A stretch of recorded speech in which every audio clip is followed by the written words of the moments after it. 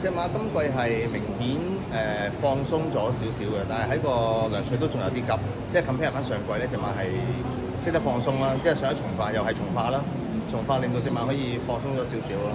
咁你都睇翻今日賺咗個形勢啦，咁啊蝕住有個波蝕位，咁入到直路，啱啱開咗個位俾佢，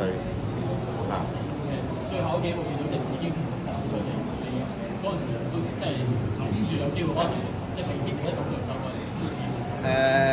咁其實隻馬有鬥心嘅，咁又冇諗過佢真係可以頂得到咯。開頭諗住潘頓上嚟個勢好好啊，都諗住死啦呢次。咁隻馬潘仔跑得好啦，係啦，潘仔拉斯都好落力，係咯，咁樣係咪頂得到？不過我呢個馬其實喺三班都即係接近個表又上個名啦。其實你又點樣睇佢即係翻上三班？其實呢一馬喺外國咧，佢一路跑嘅時間咧，都係有啲惡頭嘅跡象嘅。睇翻上季，即係喺個彎嗰度咧，佢又轉得有幾場唔係轉得咁順嘅，佢都有少少輕出去。咁而家可能年紀大咗，所有嘢開始成熟啦，開始穩定啦。咁又你睇到今日喺個彎度都走得好 smooth，所有嘢都進步緊。咁我相信佢喺三班上到去輕磅都仲有啲競爭力嘅。再一次恭喜晒，恭喜晒 Thank you，Thank you。